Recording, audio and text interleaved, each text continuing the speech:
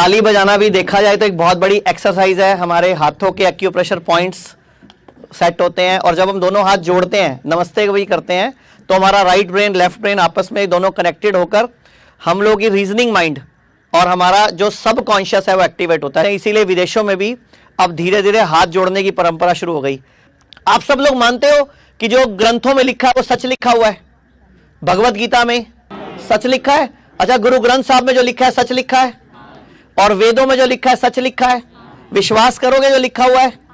तो ध्यान से सुनो, ऋग्वेद में भगवान ने स्वयं, हमें बोला गया वेद भगवान की वाणी है, यानी कि भगवान के मुख से निकले हैं और भगवान के ही शब्द हैं। तो अगर वो सच है तो ऋग्वेद में साफ साफ लिखा हुआ है कि भगवान ने बोला कि मैंने जो मानव बनाया, इंसान बनाया, पुरुष महिला जो भी, इसको अपनी छवि के रूप में बनाया।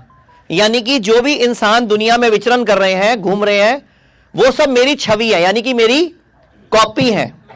ऐसे ही सामवेद में भगवान ने क्या लिखा हुआ है कि दुनिया में जो इंसान मैंने बनाया ये मेरी सर्वश्रेष्ठ कृति है।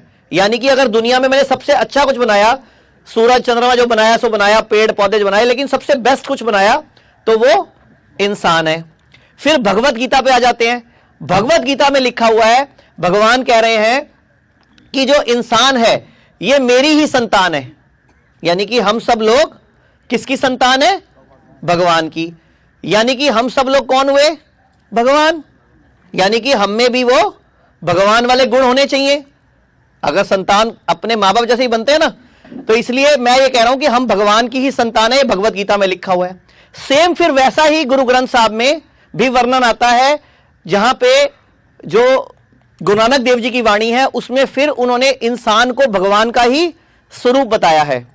तो अगर हम भगवान के ही पुत्र पुत्री हैं, भगवान की ही कॉपी है, भगवान कह रहे हैं ये मेरी सर्वश्रेष्ठ यानी कि बेस्ट रचना है और मेरी ही संतान है, तो फिर इंसान इतना बीमार क्यों, लाचार क्यों, बेबस क्यों, परेशान क्यों?